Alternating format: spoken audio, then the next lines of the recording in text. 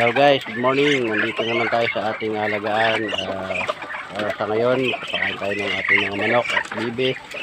At papakita ko muna sa inyo yung alaga ko rito sa taas na yung malalaking manok na tinatawag nating Rhode Island Red. Dito pa tayo sa taas. Yan po yung mga alaga nating Rhode Island Red. Taas po ito guys, kasi ayun yung baba. Gutom na sila guys. Ito na ito. Ayun na kayo, kain.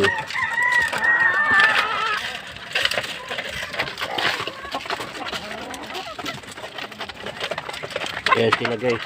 Tapos yung inahin nila ayun sa baba guys. Yun yung mga una kong alaga.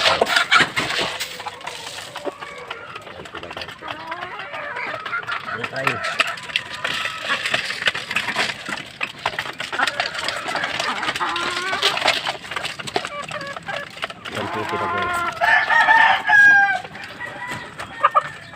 Yun yung mga alaga natin na Rhode Island Red guys. Malalaki po yan. Yan.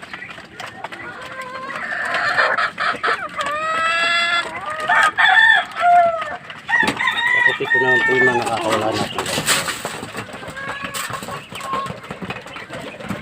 Sa baba po ayun yung ating mga bibi, itik. Ayan po.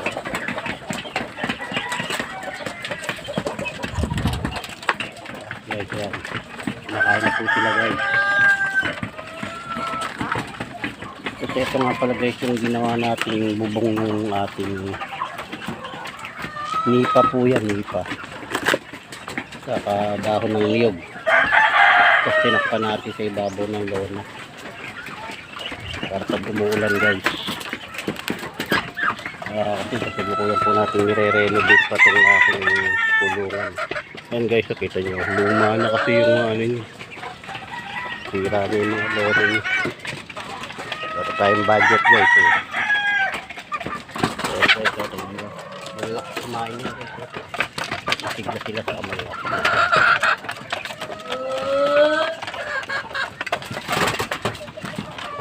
Yung mga nakakalit. Sarado na lang sila guys at baka sila. Tapos ito yung bantay ko si Teddy guys. Ayan si Teddy ang bantay ko dyan. Ayan guys.